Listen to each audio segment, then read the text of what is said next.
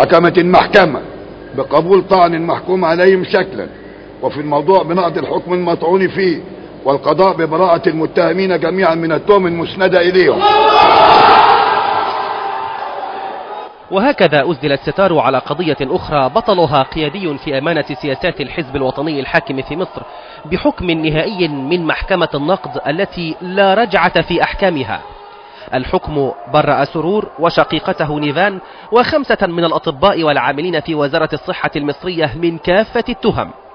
فالأدلة لم تكن كافية، كما أكد محامي سرور الذي اكتفى بسماع خبر البراءة من منزله ملقيا الكرة في ملعب سوء التخزين والتداول.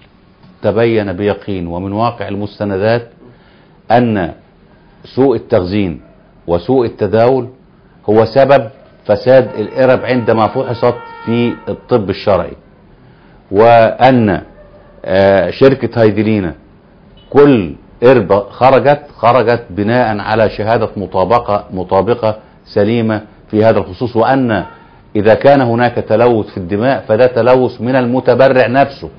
وقائع القضية ترجع إلى عام 2007 عندما اتهم دكتور هاني سرور بصفته مسؤولا عن شركة هيدلينا بتوريد أكياس دم إلى معامل وزارة الصحة وصفت بأنها غير مطابقة للمواصفات، وأدت كما قالت تحقيقات النيابة إلى تعرض 13 شخصا من المتبرعين للإغماء.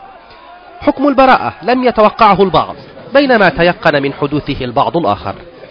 تفجير القضية وحبسه في البداية ثم الإفراج عنه سيناريو تكرر مع رجال أعمال آخرين، تكرر مع عماد الجلدة، يتكرر الآن مع هشام طه مصطفى، ننتظر حيثيات محكمة النقض، تكرر مع رجال أعمال آخرين. الحكم بالبراءة ينفي التهمة عن سرور ويعيده مرة أخرى لدائرته الانتخابية التي قد تشهد عودته مرشحا بعد عدة أسابيع.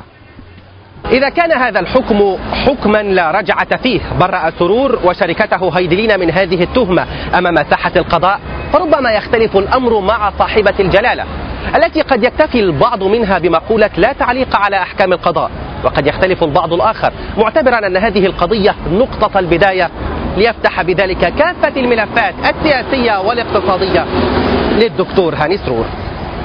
مصطفى كفافي، الجزيرة، القاهرة.